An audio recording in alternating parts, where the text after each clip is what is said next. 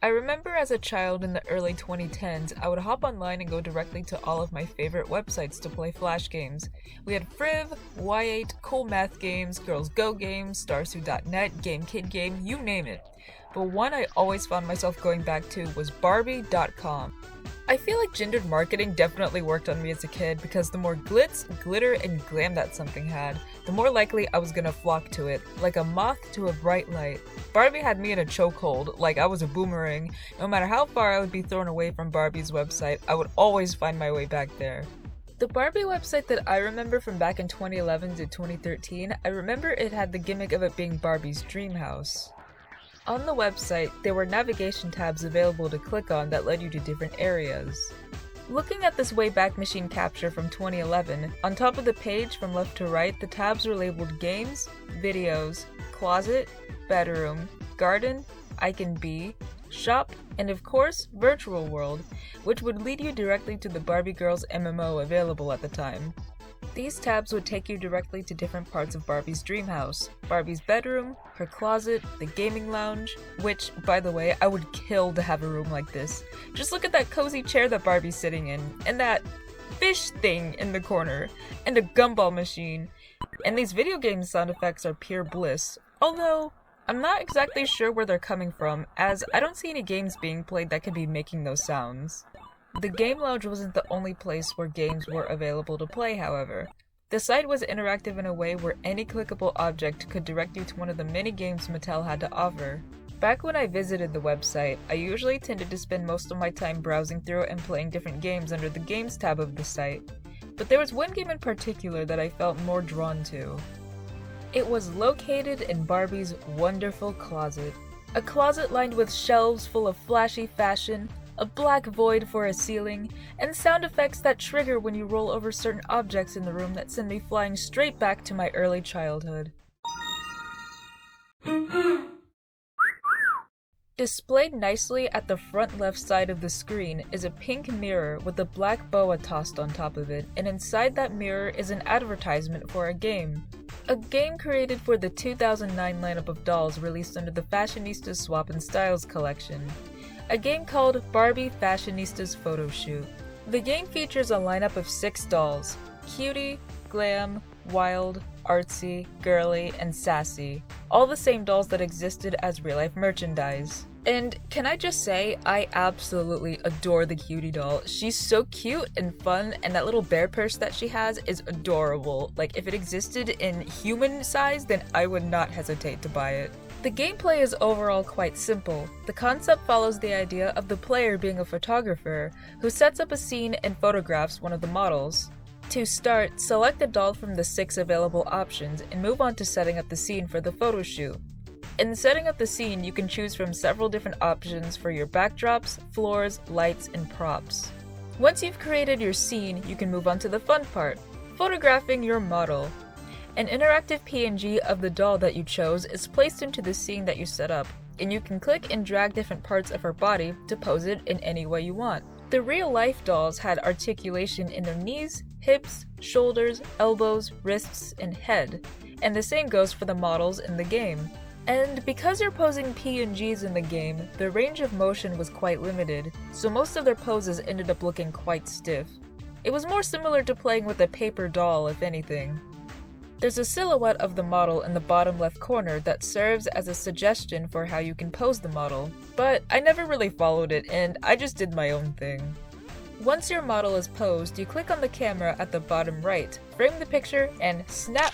You've got yourself a cover for the next Doll Vogue magazine. You can take up to 4 pictures, and once you're done, you have the option to print out your magazine, so you can run up to your friends at school and tell them that you're a pro photographer, hired by Barbie herself.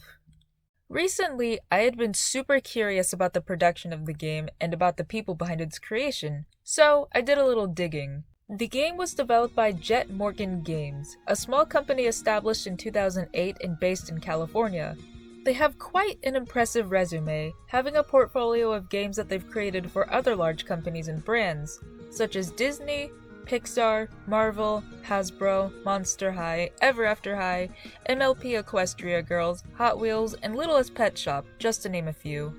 I had a hard time accessing Jet Morgan's website, so I had to use the Wayback Machine to see any of its content. From what I was able to find, their website goes a bit into depth about the people behind the company. According to the site, Chris Cutler had been involved in implementing the security of Barbie girls, and he's been pretty involved with Mattel over the years. And in 2008, he founded Jet Morgan Games. Jennifer Magara, the co-founder of Jet Morgan Games, has also worked for Mattel and has been involved in the animation for several of Mattel's brands, like Polly Pocket, Barbie Girls, Mycene, and Hot Wheels, to name a few. On their LinkedIn page, it mentions that there's still 2 employees, Chris Cutler as the owner and someone else named Seamus McNally, who is a producer. But looking at his LinkedIn profile, I can't really find much info about what he does.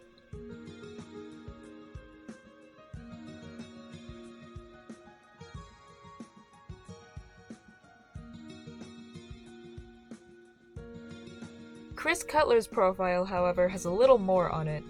He was a digital specialist for Mattel from 2005 to 2008, and he was a director of interactive services from 1999 to 2004.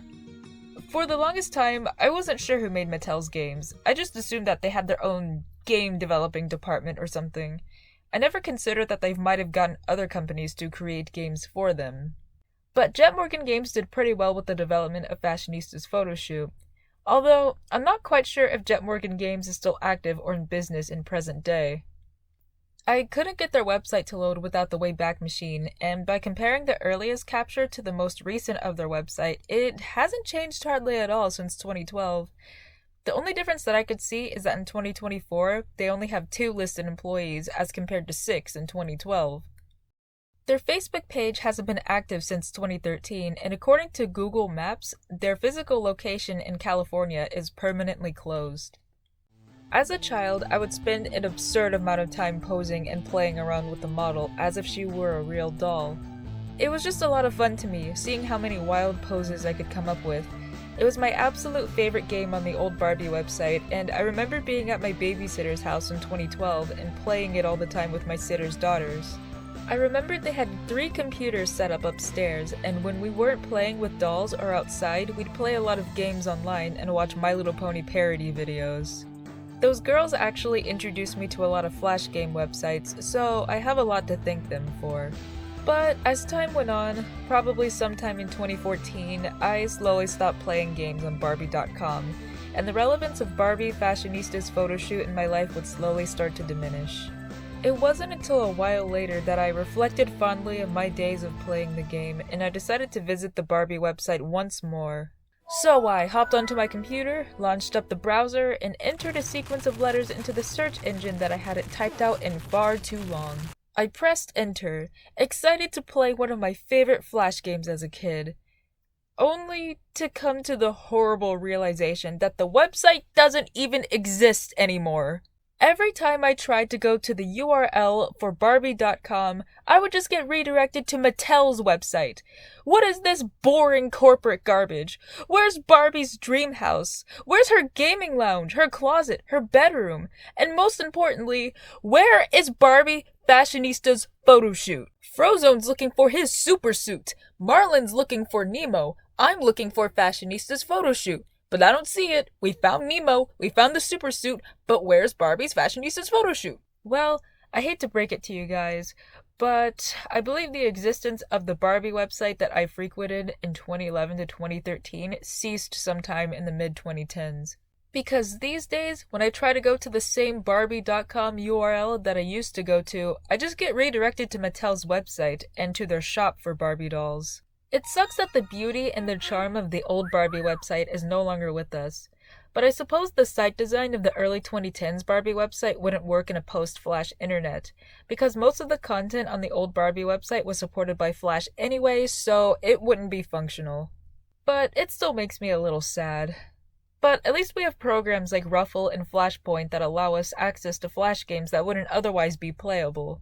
We're seriously so lucky to have those types of programs. Props to all of the people involved in developing those types of preservation softwares. It's thanks to Flashpoint that Fashionistas Photoshoot is still available to play, so if you have Flashpoint, try booting up the game and trying it out.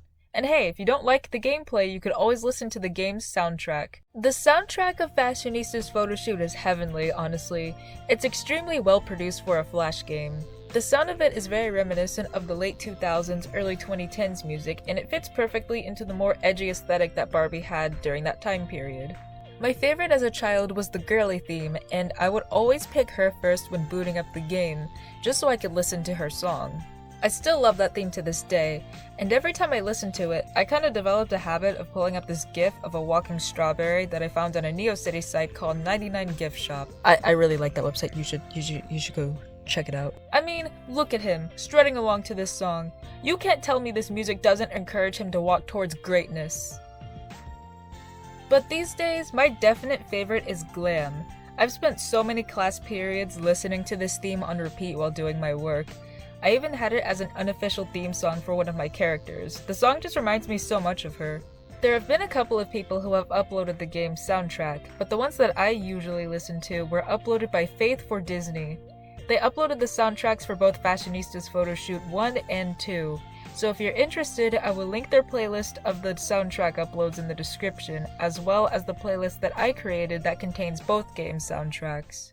And yes, I did say Fashionistas Photoshoot 1 and 2. The game actually had a sequel simply titled Barbie Fashionistas Photoshoot 2. Unfortunately, this game is actually considered lost media according to the Barbie wiki. The game hasn't been archived on Flashpoint as of now, and I have a hard time getting it to run on the Wayback Machine, even while using the Ruffle extension. The URL is kind of tricky to get to anyway, so... Alright, update. So I was able to get some of it to run on the Wayback Machine, but I wasn't able to get past the first part of the game where you set up the studio and like the backdrop and accessories and all that. And I couldn't get to the actual part of the game where you like pose and photograph the model, so I would say that like I don't want to say it's like completely lost because the game is like, you know, technically still there and available to play, but it just won't work past the setting up the studio and all that, so you can't actually pose the model or actually play the game or anything, so I would say it's technically kind of unplayable. The second game followed the same idea as the first, and the gameplay mechanics were identical.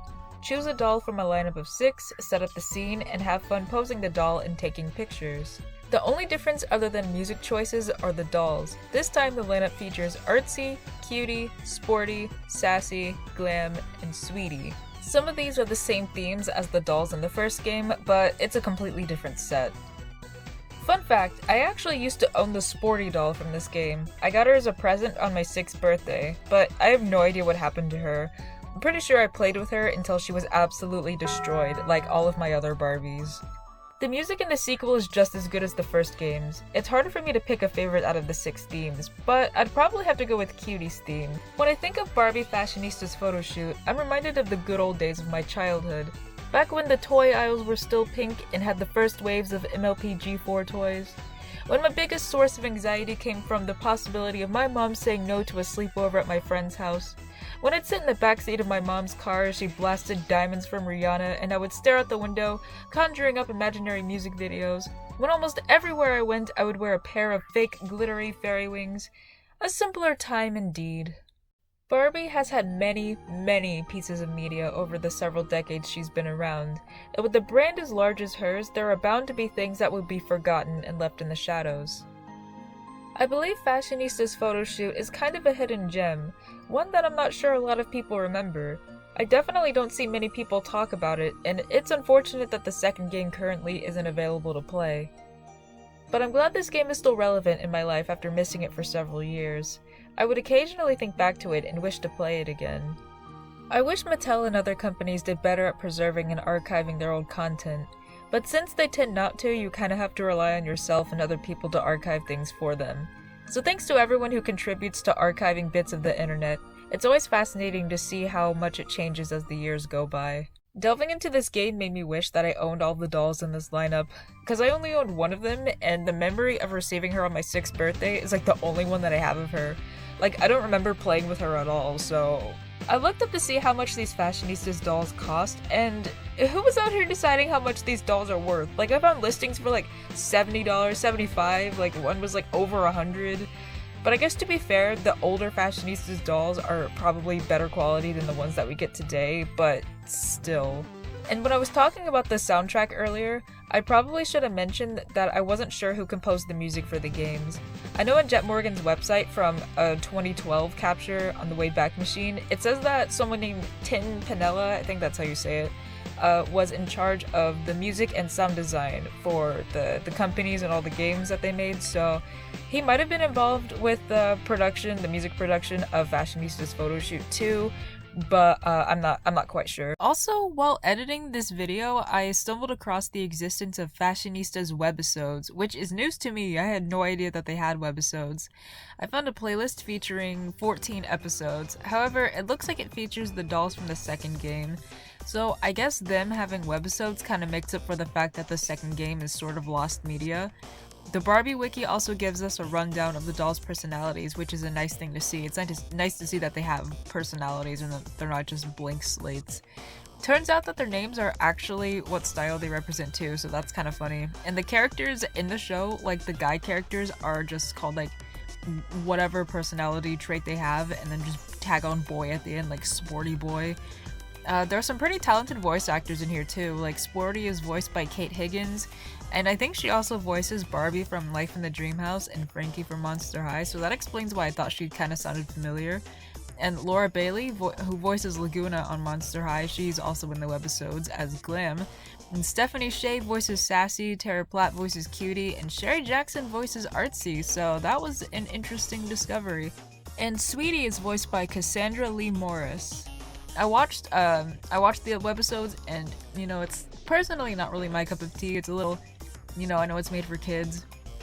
It just wasn't very interesting or engaging. I just thought, I don't know, just it's typical teenage shenanigans though, honestly. It's like inoffensive, nothing super extraordinary or anything, but it's fine, it's passable. Alright, anyway, that's my little tidbit on this flash gem. I hope everyone enjoyed. This style of video isn't really something I'm used to making. I used to make YouTube videos when I was like a lot younger, like when I was like 11 or 10. It was mostly just me playing with ponies, and that wasn't scripted. So this is scripted.